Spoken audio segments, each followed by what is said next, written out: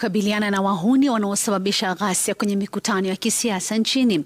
Aidha, rais aliyeendelea na ziara yake katika kaunti ya Narok ameapa kutoa upinzani mkali dhidi ya wanasiasa wa upinzani kwenye kinyang'anyiro cha mwaka ujao.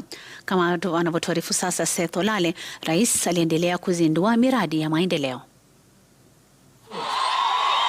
Usalama wa taifa msimu huu wa siasa ulipewa kipaumbele na Rais William Ruto kwenye siku ya pili ya ziara yake ya kaunti ya Narok ambayo itatengenezwa hapa kwenu.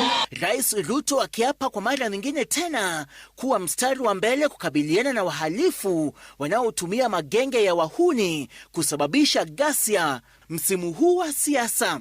Na hiyo maneno ya goons na nini tutamalizana nayo. Tunasema tunataka amani, dunia hii tuweze kutembea pamoja. Itatengenezwa hapa kwenu.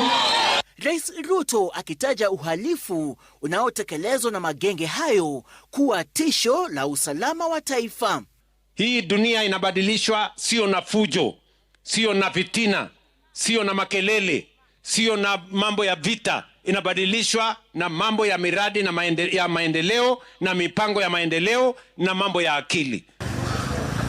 Akizindua miradi mbalimbali eneo bunge la Emurua Dikir kama vile soko la kisasa la Mamboleo, ujenzi wa barabara ya Magondo kuelekea Cheramgoi na makao ya wanafunzi ya chuo kikuu cha Johana Ngeno. Rais Ruto alitoa wito kwa viongozi wa kisiasa kuwajibika msimu huu wa siasa. Sisi tunataka amani katika sehemu hii. Tunataka umoja ya wananchi katika sehemu hii. Ndio tupange mambo ya maendeleo tukiwa pamoja. Jenga university ya Emurua. Seth Olale, runinga ya Citizen.